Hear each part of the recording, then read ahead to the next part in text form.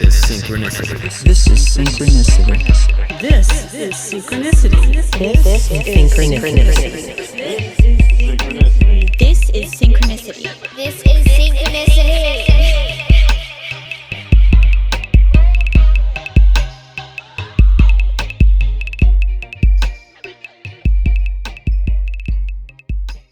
Ooh, I kind of like my new intro there. It's a good song. Spot the Sample, win my respect. This week, my guest is Rena Jones, who's a musician based in Portland, has really had a very cool and storied career, which we get into briefly a little bit. We delve into her art and kind of, the genesis of the ideas behind her art, and she reveals a new project that she's working on, or just had the idea, the concept for her new album, which is she's going to be working on soon. We get into all of that. We don't really go too much into the technicals and particulars of her art, because we really had a fun and fascinating conversation about a lot of different things. You'll hear I got tuned in to Rena through basically a synchronicity where somehow we connected on Facebook. I really don't know how, truthfully, but I know that we had interacted through our mutual dislike of Jordan Peterson, or distrust, and kind of just calling out the more pernicious sides of Mr. JP Lobster King over there. So I was listening to my Spotify Discover, as I normally do. You'll hear this in this episode, just to rehash it. And her name came up, and I'm like, that name, and the song was really good, actually. I heard the song first and I was like, hey, the song's good. Then I saw her name, like, that name sounds familiar. Lo and behold, it was Rena. And we're all also, which I cut off at the beginning of the actual conversation, is we're both learning Python 3, coding, programming, just weirdly. I don't really have a specific reason. I just feel like it's a good skill to have. Got some time. Why not? So yeah, you'll enjoy this episode. I can almost promise you that. Unless you're a Jordan Peterson fan, and then you'll probably feel a little weird about it, but then it'll be okay to feel weird, and we talk about how everyone's racist and how everyone does fucked up shit, and that doesn't necessarily make you a bad person, but to kind of can give you a little boost to mature and grow up and look at some issues in a different way. And we're also discussing this not as though we have all the answers, but just some things that have worked for us. You'll hear in the episode. So as I mentioned last week, this show, podcasting, right, went over it last week. It's all about making money, those Benjamins, those bucks, those euros, those bitcoins. That's why we do this. If not, why are we doing this? No, it doesn't make sense. So we have a new ongoing relationships with various sponsors. This week's sponsor is actually Patience. Patience is the newest sponsor of this show. Good for almost every situation, especially if you find yourself getting frustrated or angry. Patience is wonderful. Highly recommend it. They're a big time sponsor. Hopefully they'll be contributing again to this show, just because they cut a big fat check, and it's fucking awesome. So thanks to the people at Patience. Really appreciate everything you're doing, and a good general thing to you. So go to your local store or online, purchase as much Patience as you can, and then you'll be on the road to pretty much great things. Okay, so that's sorry, I know I gotta do these. I know some of you are like, hey, this is a podcast. We're here for the interviews and the conversations, and the odd musical thing you'll put in. We don't really want to hear your ads for sponsors, but hey, listen, you gotta do it. Every show does them because you have to do it. So do it.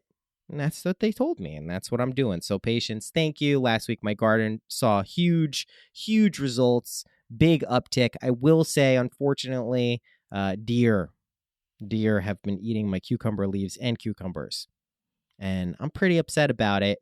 And there's really nothing I can do. I think what I might do is build a fence around my fenced-in garden area. So like a 2-layer solution fence, which I guess is a kind of a good idea, but also kind of just seems like weird. But I think I'm going to do it. So I don't know. And now we're just going to be talking about my garden in intros.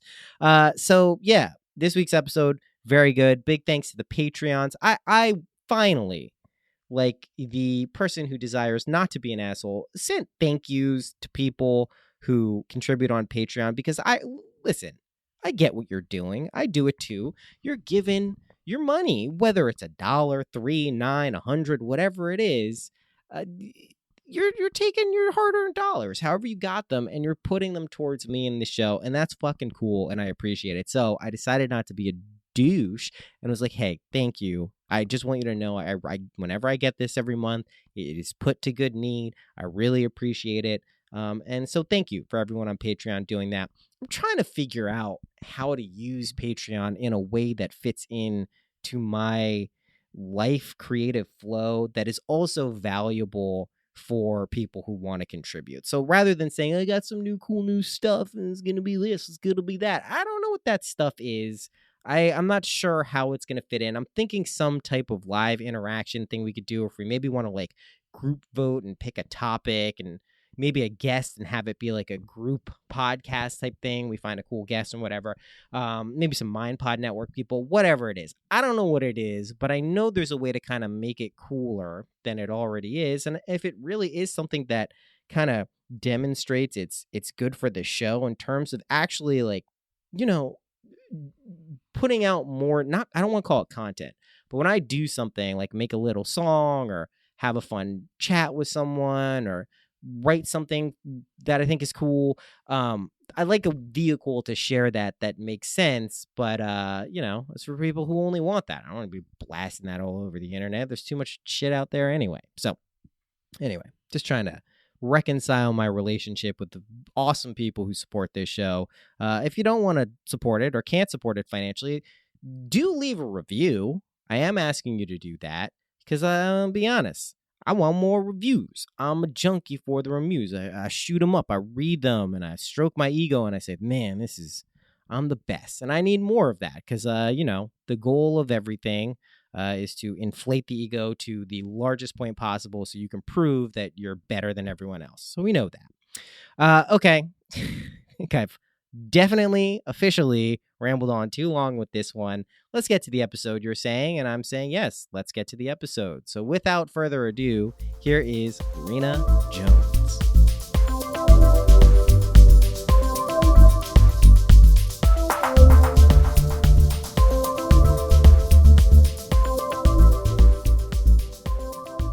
Let me just say thank you for coming on the podcast too. That I really appreciate you taking your time, and you know, it's interesting how Thanks it came for inviting about. Me. Yeah, of course. I mean, we can go ahead and just say we're recording now if that's good for you, or we can do a little pre-recording thing. It's up to you.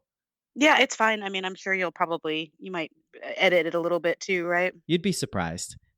Most of the time I don't edit just because what people really want to hear is like conversations between people. Very rarely is there something. I mean, if someone comes back and is like, hey, I said something I don't want to say, I'm not going to be like, no, like then it must go out as we recorded it. But, you know, usually it's cool with people. But I did just like, I really appreciate. So keep the swearing to a minimum. Keep swearing is totally cool. All I have to do is hit the little E button before I publish the podcast that says explicit, in which I do most episodes, because I'll usually swear in the intro. So okay, yeah, there's I have no a restrictions. Mouth, so that's it gets okay. me in trouble online a lot. No, it's totally cool. You feel free to curse whatever you want. But you know, I'm really excited to speak to you for a few reasons. One is kind of how this came about was very synchronistic for me, which is obviously a hat tip to the name of the show, but you popped up a song of yours. I didn't even see your name. I was listening to it. I listen to the Discover on Spotify every Monday as I drive my son to daycare. And the first song was Open Me Slowly, right? Is that what it's called? Yep. Yeah. And I was listening to it. I was like, oh, this is a really good song. And I went home, looked what it was. I'm like, oh, this name Rena Jones like sounds really familiar to me. Why is that familiar? And then it clicked that we had briefly come into contact on Facebook through, I think, a mutual dislike of Jordan Peterson. So yeah. I was well, we've been connected on Facebook for a while. I have no idea how we got connected. I have a lot of people on my friends list that, because when I first started my Facebook profile, I used it only for promoting art, my music. And so I have a lot of connections I have no idea how I got connected with. That's so funny. But yeah, we've been connected, and I saw you posting your disdain for Jordan Peterson, and yeah, I'm right there with you. I cannot stand him. Yeah, and I often feel like it's like, well, it was also just amazing that there was a song that I enjoyed, recognized the name, and then could piece it together that someone was actually connected to and had interacted with before. I thought was really cool. And then what I found even cooler is when I went through kind of your discography and your just who you are and kind of your artistic flow. You had really come up with some pretty cool concept albums, both in terms of the music and the ideas behind them, just to give people a sense of what I'm talking about who are listening. Your album Transmigration in 2005 was about reincarnation. Hmm. 2006 Driftwood is about the cycle of life. 2009's Indra's Web is about interconnectedness, and then 2013 Echoes is about duality, which Yeah. amazing because these are all concepts that we've probably spoken about on this show and just in my life for 2 decades at this point, a long, long time. And I just think it's really cool that A, I have an opportunity to speak to you, and B, that you did all of these things. And that, again, another weird synchronicity, we both happen to be learning Python at the same Yeah. time, which is like really weird. Like I said, I've come across HTML and CSS from doing web stuff before, but I never had the mind, like I'm going to learn coding. And I just started this like 3 weeks ago, a month ago, not even. So funny. Yeah, that is funny. Well, and speaking of another layer of synchronicity, so on my end, I actually literally just finally had the solidification of the next theme for my next album. It really Oh, kind of clicked in the last like month. And awesome. so I'm already now deep into composing my sixth full-length solo album. Um, and Awesome. this and this one is, in particular, the theme is about the power of words. So the Mm. stories that we tell and how that shapes our reality, the history that we choose to portray, and how that can really have a massive influence in our culture, and how Yeah. the stories that we tell really shape our society. And so, the getting into, talking about the themes, like you said, all of my albums have themes. So, like for example, Driftwood is probably the more literal of all of them. Mm. It's about the life cycle of a tree in particular. So, Mm. from star to seed is the very first song, and then it kind of goes through the whole life cycle of a tree, photosynthesis and all of that, and then eventually, is driftwood of a dead tree washing up on shore. Um, but echoes and Indra's Web, I think a lot of those are a lot more suggestive. Mm. One of the things that I really was really profound for me when I first started writing down tempo and ambient music was, a huge influence was Brian Eno. Yeah, of course. And yeah. In an interview, he talked about how he really likes to create spaces for people that really allow the listener to kind of paint their own story within the Mm. space. And so that's something that I feel really passionately about within all of my art is to kind of create this theme and this space that is open enough and big enough for the listener to really have their own experience within it. Mm. I feel like I've really done my job if people come out to me afterwards and they're like, "Oh man, I really want to sing on this, or I want to do something on this," Yeah. and it's like, Yeah. cool, like you're having your own experience to it. It's making it your experience. And it's a very fine line, I think, between being too bare and Yes. too overdone. And that, it's a very like magical space when you can leave it that open for people to really have their own experience within it. So No, it with is. that Yeah, said, that's go so ahead. cool. No, I was gonna say that's. It reminds. I was having a conversation with some of my friends who make documentaries yesterday, and we were talking about this thing about what we were referring to as purity in art, Yeah. which was essentially how to navigate in a world now that commodifies content, right?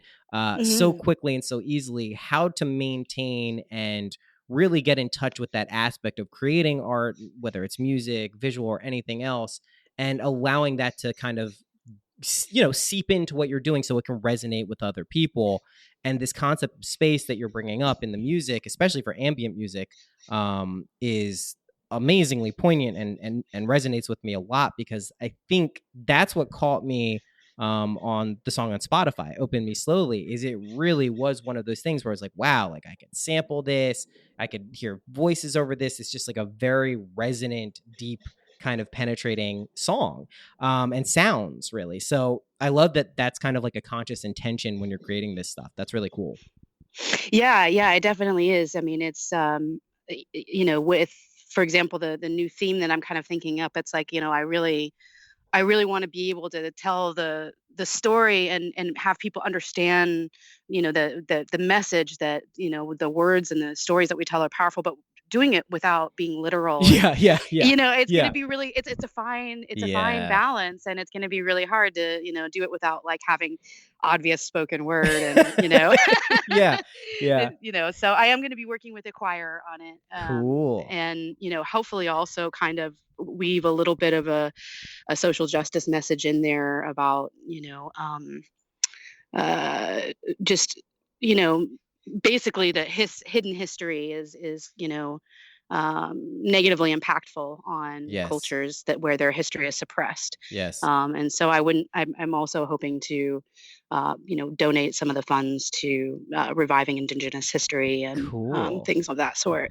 Oh, I have a friend who's doing that now, who's really doing some amazing work with indigenous cultures in Peru, and especially the women down there who have kind of just been, shifted to the side with all of the ayahuasqueros. Like they're not incredibly Hmm. prominent down there, and there's a lot of trauma. And I think it's really important that we focus on that type of work. Like I think there's like a hierarchy of what people in modern countries should be talking about. Like if you live in a privileged country, you should be helping people who maybe don't and have harder times in other places, and respect and honor their cultures, especially Hmm. in the same way that, like, one of the reasons I rail against Jordan Peterson so hard is I'm supposed to be a Jordan Peterson fan. I am a white guy in my 30s who grew up in a middle class background, who is feeling, the crushing weight of the economic problems and stresses in this country as much as anyone. But I obviously can see that this is someone who lacks compassion, is kind of twisting their own narrative into this, really hard to understand situation. And I feel like it's my responsibility as like a white dude to be like, hey, this is bullshit. Like, Yeah. don't fall for this thing. So I think that's really cool that you have that in. I mean, let me ask you this. How, I mean, you've been making music for a long time. You've had a really cool career. I mean, I was reading on Wikipedia that you were involved with Digi Design and Pro Tools and a lot of cool stuff. How has kind of this philosophical or kind of esoteric exploration kind of weaved its way into your life throughout this? Ah, that's an interesting question. I don't know. Maybe can you elaborate a little bit more on it, because that's a pretty Yeah. broad It's a question. very, very broad question. I totally get that you'd want clarification on it. So, well, for instance, like I went to a music college after high school. A lot of what influenced my exploration, although it wasn't the genesis of it, of kind of looking into things like reincarnation, Eastern philosophies, even Western philosophies, and mysticism, was psychedelics.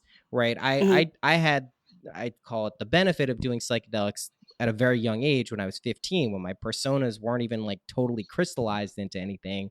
So that obviously has had a profound effect on everything in my life, from my relationships to my professions to my decision to go to a music school, and always recognizing when I'm creating art that there is this connection to something that's maybe a little less tangible than what we see in everyday life. So that's something that's always kind of there with me.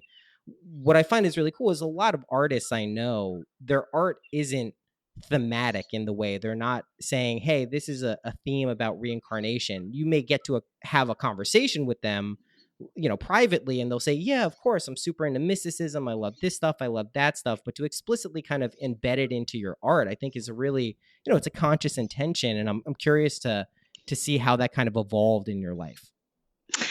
Well, I had a similar story. I mean, I also started psychedelics when I was, in my early teens and Yeah. stuff. It's not something that I've have in my life at all now, Yeah. or for many years, but it definitely shaped and influenced my art. Absolutely.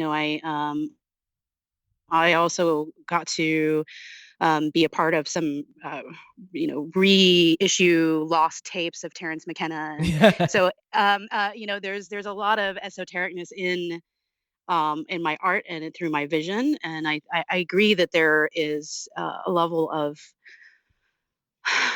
kind of tapping, and I don't want this to sound arrogant, but there is kind of a sense of tapping into the divine when you Totally. reach into a deep meditative space of creating. I mean, a lot of these tunes that I put out, I can spend hours and hours and hours. I mean, the most recent release that I put out, which was a remix for Sophie Barker, the former singer of 07. And that came out, I think, in December of last year. And I spent 6 years on that one song. Yeah, I get it. But not all songs are like that. Open Me Slowly, I wrote in a day, and Yeah. it's still my bestseller.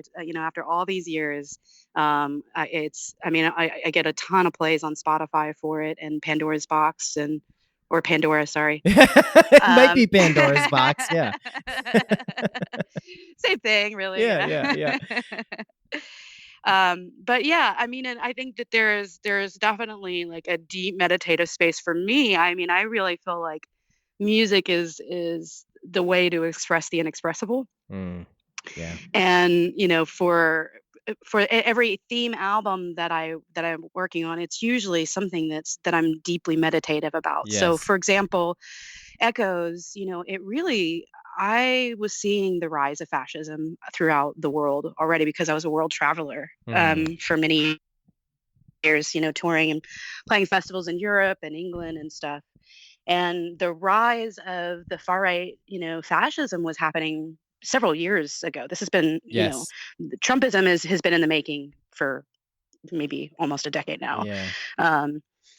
And I was really concerned with seeing that. I didn't actually foresee, what was going to happen in the United States when I was writing Echoes, but I could tell that there was, that energy was rising around the world. And so Echoes was kind of a mantra to that, to kind of what I saw as like kind of healing the division.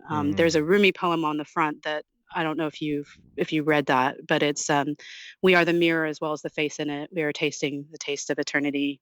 We are pain and what cures pain both. We are the sweet water, or we are the water and the cold water in the jar that pours. I can't remember the exact poem to a T, but it's really, Echoes is about how we other each other and how we can, kind of the duality of being able to put somebody into an other box and dehumanize them. The us versus them paradigm, right? Yeah, right. Exactly. Right. Exactly. Right. And so, the album Echoes was really kind of meant to be a healing mantra for the energy that I was seeing sweeping the globe, and it still is. And it's kind of shocking to me after I wrote it, because it came out in 2013, so 5 years ago. And so to see where the country has gone since then really was shocking to me, because I didn't imagine it to get this bad.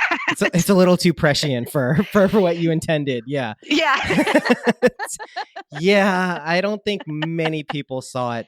I mean, it not only has gotten bad, it's just gotten beyond weird too. I mean, it is, which is why I think, I mean, this idea for your new album is so spot on. I mean, just, it stuns me and astounds me every day, basically, how narratives now, rather than kind of working as these under mythological kind of subconscious things that influence things, they're just like overtly used as cudgels to shape people's psychology every day. It's so fucking crazy. It's just like, and I mean, I don't say this as though I'm outside or above it. Like, it's being done to me constantly. It's absolutely. I mean, we're all affected by it, and it's, I mean, and that's the tricky thing, right? I mean, it's well, I definitely think we're very much in a Orwellian space right now, where up is down, left is right. I mean, the world really does feel upside down right now, and it's not something that's limited to the United States. I have a lot of friends in the UK who are feeling the exact same thing. I mean, same. it's, Brexit is a very similar demographic to Trumpism. Xenophobia, and the very otheringness of others. I like that term. Right. But and it's where we're going to go from here, I think, to heal as a society in general, I think is going to be around the stories that we tell, right? Yeah. I mean, I firmly believe that history has been suppressed, right? History is written by the victors, Yes. and I think that the way that we can heal as a society is to truly tell our stories, and Mm. that's starting to come out with, like the lynching memorial that was just erected recently, and the kind of the taking down of Confederate statues and things like that. And I think that, there needs to be more of that with Indigenous history, Yes. and unfortunately, we're going the opposite direction we need to go Yeah. in that. I know that Texas just pulled out their history books on Native American genocide, which is the opposite direction of where we need to be going with that, in my opinion. Yeah, I mean it's crazy. I'm reading a book that my wife gave me called Blood Moon, which is a pretty detailed account of the Cherokee towards when, the United States started getting themselves involved and basically just taking their land and pitting them against each other in various ways. And it's people I don't even think understand just quite how horrific this like the history of this Yeah. country is. And that also I think I do think it is a karmic debt that people who reside here carry, whether intentionally or consciously or not. I mean, the history of this country, I've inadvertently become a history buff because I started listening to Hamilton like a Hmm. year ago and got super sucked into it because he's a genius, Lin-Manuel Miranda. So I then listened to Ron Cherno's biography of Hamilton, then Washington. Now I'm listening to Rockefeller. Like, this country has some severe shadow aspects to it that really it shouldn't be surprising that we're getting there. But what you're saying, I think, is incredibly poignant and powerful. Is if we want to kind of reconcile and deal with this shit rather than just turning away from it and be like, no, like there was never any genocide in Texas. What are you talking about? Right, right. If we really want to deal with it, the antidote is kind of truthfully and honestly telling our stories as we're experiencing them, not prettying them up so they can be, consumed more, in a more tolerable fashion, but really just kind of like being people. And I think luckily I do see enough instances of that type of media or whatever you're Hmm. calling it being accepted. That is, especially with younger people, I do see there is this craving for that, right? We want to see the real stuff. We don't want to see these doctored kind of nonsense things that kind of everyone knows intuitively don't make sense. So yeah. Right. Well, yeah, and I think that the time that we're living in is very, very unique, right? I mean, Yeah. I'm assuming you and I are about the same age. Yeah. But I'm a Gen Xer, so I'm I a little I'm technically a millennial, but I'm like the old millennial. I'm 35. so So you're a Zennial, I guess. You're kind of yeah. that weird little Yeah, in in between. between. It's very worth. I'm so acutely aware of how in between my generation is. Yeah, I'm definitely a Gen Xer, so I'm a little bit older than you, but Yeah. and it's interesting because I grew up at a time where I didn't have computers, and Yeah. then I had a computer. My Yeah. first computer was an Apple IIc. And now we're in this age of information where, I mean, I'm calling it kind of, and a lot of people I guess are calling it like a great unveiling. Mm, There's so many parts of our history, and um, who we are as a culture that used to be hidden, that could be hidden when I was growing up, mm. but now you can't hide racism, you can't hide you know um, all the social justice issues that have kind of fueled and been hidden underneath the surface for so long Yeah. in our culture, and now everybody's having to take a deep look at it. And I think also Trumpism is a response to that. People are like, wait, shit, put that shit back in the box. I don't want to look Exactly. at that. I don't want to be considered racist, but it's like, well, Yes. yeah, you are, so is everybody. I'm sorry, but Yes. everybody in this country is a little bit, because the system is built On uh racism. on So racism, right? I, Right. Our and country is it's founded on white supremacy, and that's something that can't be denied anymore. And I think that eventually our there's going to be a swing back from Trumpism, which will kind of it'll be like an equilibrium that will kind of yes. balance it out eventually. I'm really hoping so. I have ceased my political prognostication after Trump just because it seemed like such a far-fetched idea. And then it Mhm. seems just retrospectively being like, oh yeah, no, this actually makes a shitload of sense. So I don't Yeah. give my present self much credit for like trying to guess what's happening, but I do think that sounds pretty reasonable. And I mean, I think your point to that everyone is racist is something that is worth repeating, just because I think when we do social justice things or we speak about things very much ethically or morally in a morally responsible sense, we can quickly kind of make a jump that, oh well, we're not like that, we never do something like that. But the truth is if you're profiting and have profited from an unequal system or an unequal system, that is systemic racism that you're a part of. And I think like a lot of people get upset by that. Like, I kind of look at it like this, like, for meditators, they'll get this, or you do something wrong, you lied to someone, or you should have visited someone and you didn't, and then you chastise yourself over and over again, you feel terrible about it.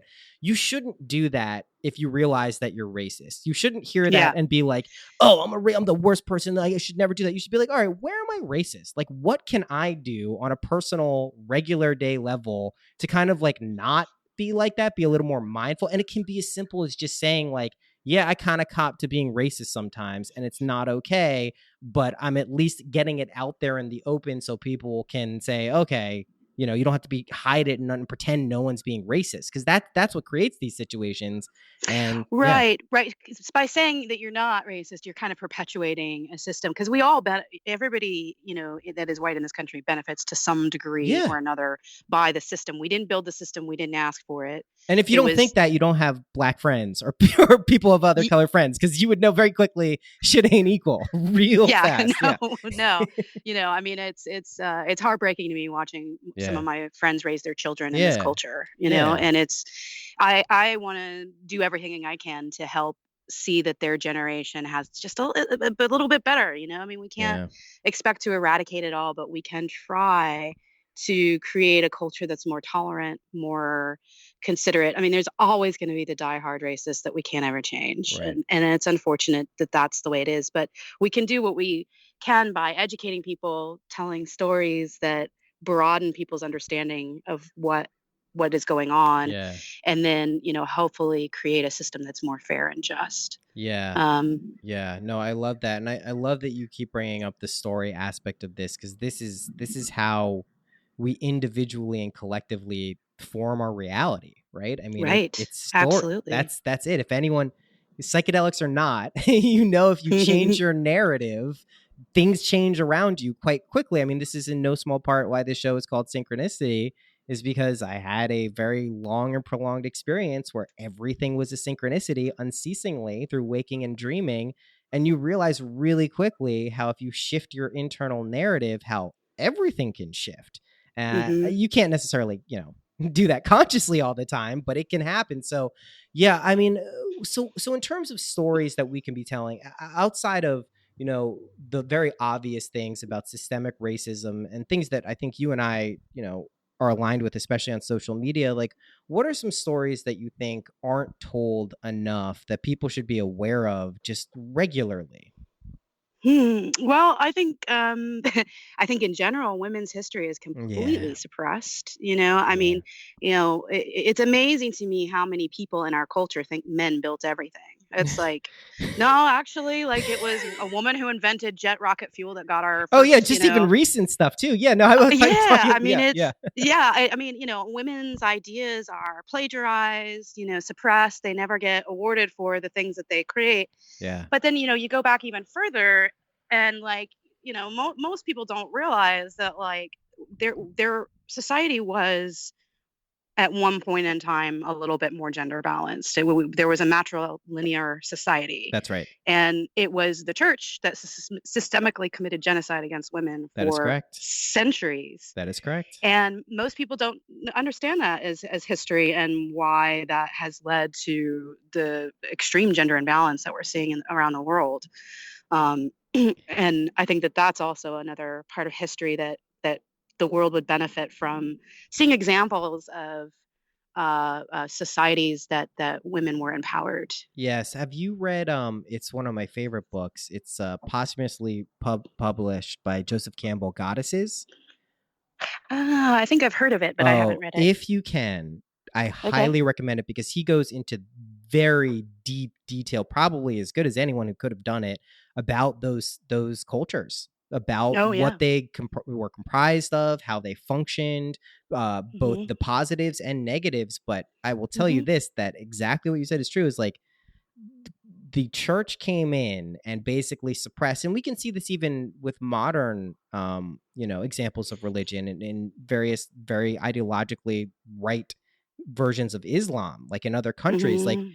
and Mhm. this is something where this is where Jordan Peterson fits into this, is this idea that femininity, divine femininity, women, the feminine, is this unmitigated chaos that can't be reckoned with, that needs to be suppressed because, oh, they'll lure people away from the path, is a very, very dangerous, very, very dangerous concept. And it's just before we got on this podcast, I was having a back and forth with this guy on Twitter who was arguing with me about Marie Louise von Franz. And I said, this was, Carl Jung's primary translator. And he's like, no, she wasn't. And Mhm. he's going through this whole long barrage. And I'm like, dude, he said it. She said it. I pulled up a copy of the obituary. She traded translating texts that were too ancient and archaic for Jung to translate in exchange for analytical sessions. But it just was another example of this guy getting into the semantics of something, but totally missing the point that if you're going to say women equal chaos equals bad, and that's the Mhm. place from you're launching your argument, like you don't understand Jung, Jordan Peterson, but B, you're Yeah. really doing not just like a cultural disservice, but a major, major psychic disservice to men, women, and the culture in general. And that's really where Okay. this Yeah, I shit just, agree. yeah, this stuff just, Yeah, I mean, his use of evolutionary biology to justify hierarchies is dangerous, yeah, and trying to critique Jordan Peterson is like trying to nail Jello to a tree yeah, because he says so many things without saying anything. that's right. But then all of a sudden he'll say something that's so deeply problematic that it's like, whoa, you guys, like this is dangerous what Yeah, he's suggesting. And and I think what also is dangerous about him is that he appeals to a very disenfranchised young male yes, archetype, which our culture, I mean, let's be honest about this. This is my generation. Gen X is the first generation in modern history for any woman's generation to have the level of freedom of mm, movement that we have. I mean, my mother could not get a credit without a man's permission. right. So, things for my mom were totally different, than they are for me. And I think that society tells men that if they do good, if they get a good job, if they go to school and they play by all the rules, they're going to get a wife and a family, and Yeah, they're going to be rewarded with women, right? That's it's their really their prize. reward, Yeah, their prize, and that there's a lot of men waking up realizing that's not the truth, yeah, and that they're angry about it. They feel like they've been sold a bad deal, and they have. It's not fair to men to think that women are it's kind of an old playback to women as chattel too, which yes, is yes, something that our society is still trying to shake. yeah, And I think that Jordan Peterson and characters like him really speak to that disenfranchisement, but he's selling them a bad pill. He's yeah, basically saying, you know what, you're right, actually hierarchies are justified. You really should, be angry about this, and you should try to force the world to be back the way it was. right. And it's not going to happen. We're, Women are not going to go back into the kitchen. We're not, I mean, clearly, we have a government that's wanting to create that right now, but it's not going to happen. No, it's I mean, once this is and really, unless you go the exact 180 and strip everyone of their rights and just made it a despotic regime, which is this country still seems to be relatively guarded against so far. despite the police forces that are armed to the teeth. Yeah. But no, I mean, this is kind of, it's true. Once you have rights given, to try to then go and strip them away or put them back is not only just obviously wrong, it's foolhardy. It doesn't make sense. Like, that's not, Right. no one is going to say, oh yeah, you know what, I liked it better when I couldn't do anything and my life sucked. And like, no one's voluntarily doing that. And it's hard to coerce people into doing that. And I think that what you're saying is really important here. Is like that idea that Jordan Peterson is trying to sell, and that a lot of people on the right, the alt-right, the Ben Shapiros, the kind of, that have their different logic bro kind of facts, can't disprove my facts situation, like, as though there, when it comes to some of these things, there are unadulterated facts. Like, they operate as though like science and logic and all of these things are just like, the whole function of these things is to slowly evolve and get better and better and be, it's not like they come with these packages where you get, it's like, this is a fact, women are stupid and they can't be good in the workplace. Like, that's never will be a fact, because it makes no sense. Yeah, I find it very disconcerting that a large enough subset of my friends, obviously all white men, are able to take some of the more destructive kind of, pernicious things that he says about women, minorities, classism, all of those things, and just be like, oh, well, I don't pay attention to his social stuff. I like the other stuff. And then what really troubles me about the other stuff, quote unquote, the clean up your room type mentality, is it's just these basic self-help platitudes, slightly couched in this vague kind of scientific, evolutionary, biological. It's nonsense. And it's just like, if that's what you like, go read Rumi. Go read Rabindranath Tagore. Go read Khalil Gibran. Like, go read people. Right. There's so many other great minds. Yeah. Yeah. And I think also one of the things that, that really gets my goat about Jordan Peterson is that he's twisted the narrative that it's people that care about social justice that are the real oppressors. Right. And it's like it could not be. I mean, it's not even. There's no time in human history ever where women were seeking more rights and became the oppressor. It's just never happened. It's never happened. And so for him to go around the country and around around Canada and to tell all these people that like it's social justice people that are the real oppressors is mind blowing. I mean, when you look at like some of the worst despotic people in human history, you've got Nikola Ceausescu. What did he do? He created Decree 7770, where he did strip all women of their rights. He came in and he said, we don't have enough, power and energy, so we're going to ban all abortion and start breeding programs. Jesus. Hitler did the same thing. Hitler, when he first came to power, the very first thing he did was padlock every abortion clinic, strip women of their jobs, and made them dress a certain way, and started a breeding program. Stalin did the same thing. Mao also controlled women's rights. So when despotic people come into power that are dangerous, the people that Jordan Peterson loves to complain about, they're the first thing that they almost always do is control women and minorities, and LGBTQ people usually are banned and outlawed and murdered, and I mean, that's the way despotic people work. And so for him to twist it into this way of saying, oh, well, I've studied history and it's really, lesbian and gay people and women who are the oppressors because, it's the logic that he has to make to tell that, and for people to actually believe it is mind blowing to me. It's not rooted in history. It's not rooted in reality. And it's never happened in history for something like that to happen. So it's fear mongering. Really. It is fear mongering, and I think it illuminates the type of thinking, which is why it just boggles my mind that people buy this stuff who I see are relatively intelligent. They're intelligent. They're smart people. Some of them are compassionate people in aspects of their lives, but to see it just kind of be subverted and twisted around. And I get that there are people who are going to be farther to the right of me, or are going to be less progressive about certain outlooks. And I can tolerate that.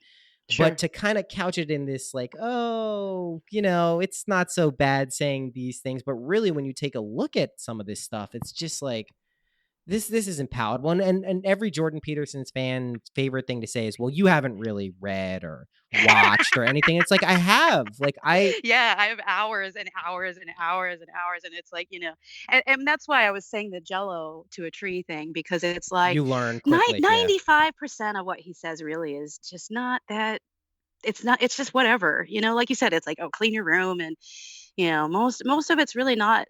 It's not Not. very interesting to me, number one, and it's not very profound. I think that if he is the first step on your ladder, first rung on your ladder to more, substantial inner exploration or cultural exploration, that's great. And if that's what he's going to be able to do.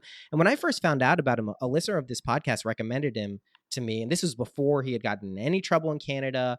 Really was just seemingly like an interesting, forward-thinking professor who was interested in culture and seemed to have some knowledge of Jung. I was like, oh, cool. Not my cup of tea, but if he's someone's, who gets him in the door of this stuff, that's really cool. But to see the radical shift that's happened, really, it does. And like, I think some people listening might be like, well, if you don't like the guy so much, why do you keep talking about him? Why do you keep paying attention? And I think because this is one of the figures who can seep into our peer groups and people we know kind of innocuously, but really be very, very dangerous, because the stuff that he's actually talking about isn't helping. It won't help. It's verifiably untrue most of the time. And your comment that he's slippery is he intends to be. He wants to be like that, so he can seem smarter in a gotcha moment with like Kathy Newman, even though anyone with a mind and a heart watching that is like, Kathy Newman didn't seem crazy. She seemed like a normal person being totally flabbergasted by some of the things that this guy was saying that weren't true. Right. Yeah, it's yeah. nuts. Oh God, the Kathy Newman thing. Don't get me started on that. Yeah. And it's the thing that I find the most alarming about him is that he has, like you said, he seeped into a lot of my peer groups. A lot of my male friends started getting really into him, and then became very aggro and aggressive, and almost like, as a woman, I'm almost terrified of some of them, because I'm like, whoa, like you used to be a nice, kind, gentle person, and now you're angry at women all the time. Like, I can't even walk online without like feeling, like they're it's like he sells some kind of a victim complex. You know what I mean? That's what's so weird about it to me, because he's got this other, his persona that he's pitching to them is, I am father, I am daddy, I will tell you how to fix your life. But what he's really pitching them is that women are taking advantage of you, other people are taking advantage of you, you should be upset and do something about it. And it's like, what? Like, no, that's not good advice in this particular situation at all. No. There's some other great, men speaking out on gender issues that I think is great. Terry Crews, I don't know if you know who he is. Of course. Amazing. He's great. The voice that he's had in gender dynamic stuff has been just wonderful, because he wrote a whole book about masculinity, and I think that there is a crisis for men in this generation, and I think that we should acknowledge that. I think that women's empowerment has allowed us to kind of, from my generation and my mom's generation, to kind of really find out what it is to be a woman and like be able to like empower ourselves. And men haven't really had that kind of renaissance yet. Like, women's empowerment did free men. You guys are free too. So interesting. That's so your only role was to provide for us, and now you get to do whatever you want. You don't have to have a family. And I think that there is an identity crisis for Gen Xers and millennial men. But there needs to be better role models, and people telling better stories. I really have never thought about what you just said, and it really, really, really resonates, which is, you're right. Men have also been living under this. When I say men, the people who are unaware that there's a cultural operating system running that we're a part of, and we didn't really sign up for. Some of us are lucky enough to break out of that box, whether it's by a good family who is forward thinking, or psychedelics, Mhm. or Eastern meditation, yoga, whatever it is. But for most of us, even myself, I consider myself a pretty flexible, open-minded person, I still get caught in the cultural paradigm all of the time. And to Sure. recognize that with women's freedom, and this is a really fucking cool thing you just said, that also liberates men too from this Mm. paradigm. And that kind of, I think it's interesting to see the difference in how women and men culturally deal with this. Women, I think, for the most part, are excited because this is a new opportunity, at least culturally. There's boundaries to explore. There's all of these different things. There's still so much inequity that needs to be kind of clawed at for a long Mhm. time. But men, like, they're just like, what the fuck is going on for the Yeah. most part? And I think for my own psyche, when I'm in those states, man or woman, it doesn't matter.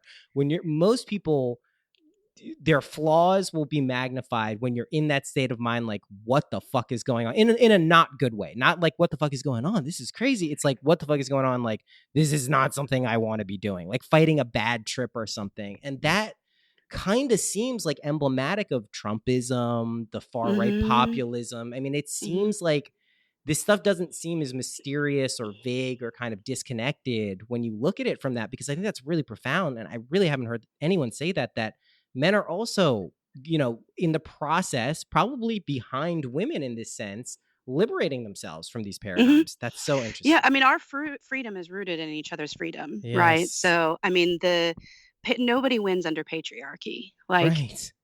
it's also oppressive to men, and I think that the alt right and the Proud Boys and those guys, they're zero sum gamers. They see Right. this as a zero sum game, and really the way that our culture needs to move forward is really seeing our liberation as equally rooted in each other's Mm, liberation. mm, Um, and I think that that's the narrative that needs to be more drawn out and more shared in our culture for, I think, for things to move forward. I mm. wanted to bring back up though the kind of the equilibrium pendulum swing thing, and Yeah, yeah. it's the one thing that's really kind of kept me really grounded during this time period, and it's RGB. Uh, Bader Ginsburg talked on a podcast not too long ago about the great pendulum in this Mm, country. And she's right that there's for every gains that are made for people, whether it's women's rights or LGBTQ rights or minorities, for every gains that are made, when you look at the civil rights era, there was a backlash to that. When yeah, the second wave feminism, my mom's generation, there was a backlash to that, and that was Reaganism. yeah. So we made some huge gains. Let's not forget that as a society, with our first black president, with gay marriage, we almost had our first female president. Yeah. These are all huge shifts in culture. Yes. And the backlash that we're seeing to that is not going to be sustained. It can't be sustained. They're not the majority of the country. And there will be a backlash to this backlash, just like there always is. Yeah. So, there will be I believe there will be another Obama type era, but it might, we might have to unfortunately put up with 8 years of Trump. And that's a I scary thought. it is scary, and I am kind of the mindset that we will get 8 years of him, just because I think we're still in the disbelief phase for most Hmm. people, and it's going to be November will obviously be very interesting, and there are obviously subtle political things that need to be worked out in the Democratic Party on the left, more progressive side of Hmm. this country. But yeah, I mean, I think it's true. Listen, the one thing I know about change is that everything changes. It's the only Hmm. consistent is that everything changes. Yeah. That's the paradoxically, of course. I mean, and it would be foolish to think that this is necessarily ushering in some horrible demonic dystopian future that lasts forever. Now, this isn't to say that we don't work hard, and I think the solution that you found, which is telling stories and getting them out there, is probably the best thing people can do, because it's non-combative. Right. It's fighting a fight in a way that is much more like judo like. You're using Hmm. something subversive, not going in full force to go like beat someone in the head and scream at them, but you're telling something that anyone can relate to, because if it's a universal truth in a story, just like the hero's myth, people will be like, oh, you know what, there's something there.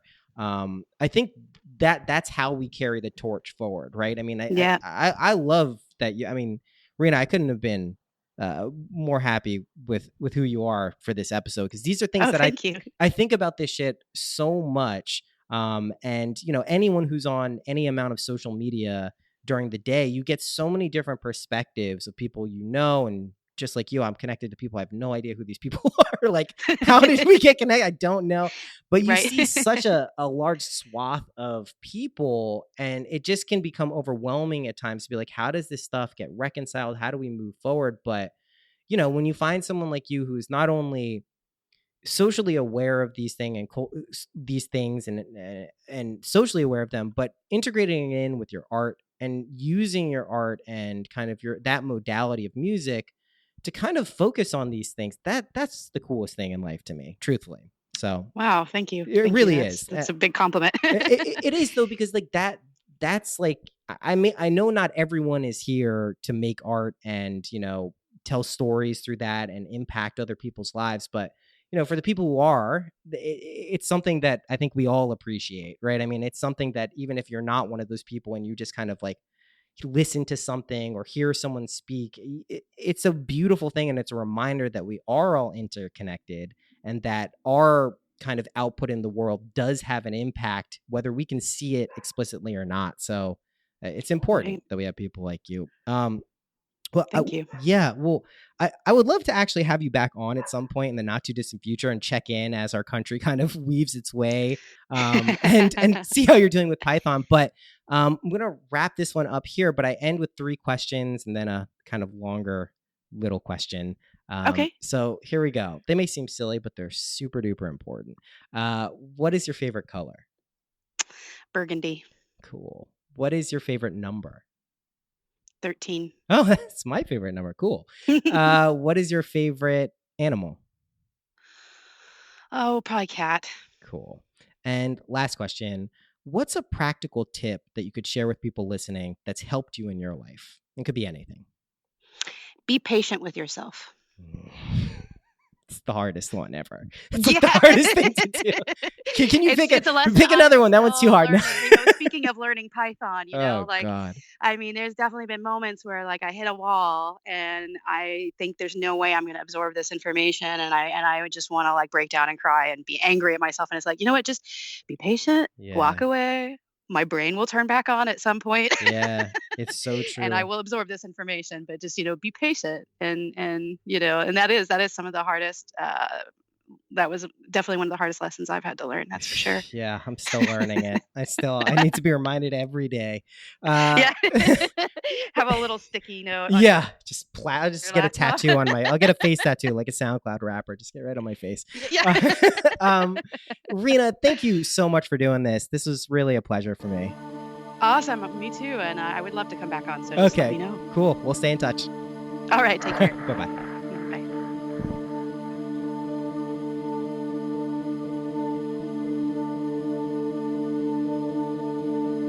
You and I underneath the sheet. Let me walk away. This is child's. You and I underneath the sheet. Let me walk away. Dies for a couple weeks. Of the same time. Of the same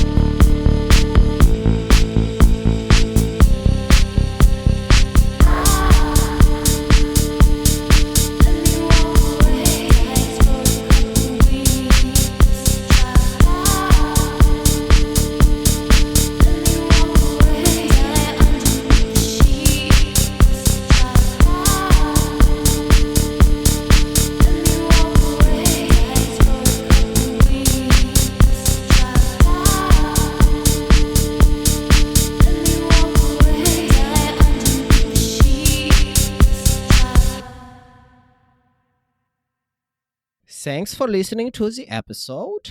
I thought it was a pretty good one. I thought it was a great one, actually. I'm going to have Rena on soon. It just was a fun conversation, which is what this show is when people say, hey, Noah, what is your show about, if they're coming on? I say, it's just a conversation, and I say, well, if you want to, which hopefully isn't construed as rude, you can go listen to previous episodes to see that it literally is just a conversation. I don't have any questions written down. I don't have any specific angle I'm trying to extract. We'll go where the conversation takes us. That's how it is in real life. That's what these things are supposed to be. Go check out Rena. Her music is all over Spotify. The song that I was referencing, it is mentioned in the episode, is called Open Me Slowly. Great song. Kind of has a who am I looking for? A Wicked Games by Chris Isaac chord progression. One of my favorite things. I like a chord progression like that. If for my musical people, if you got a little, E minor, D major, A minor, play that. It's a fun little chord progression. Anyway, thank you for listening to this episode. We'll be back with a cool one next week and some other cool ones after that. I'm in the process of getting a very cool one locked down, and I will not divulge until the episode is out because don't want to jinx it. Also, football season is coming up, and unfortunately, I am a NFL fan. I can't justify it with any moral or ethical rationale other than to say that I grew up in a culture of football, not actually in my family. I chose to participate in this culture. I'm addicted to it. It's going to die. It's not safe for these guys to be hitting each other with like that. The NFL is making people stand up and stupid shit. It's not a good league. It's bad. It's stupid. My team sucks. I'm a Dolphins fan, but I'm still going to watch it. So I'll let you know when that ends. I'm sure you really are keen to know my interest in the Dolphins, but if you hear the odd Dolphins ramble this season, just know that it's probably one of the last ones you'll hear. Okay, thank you, and I'll see you next week.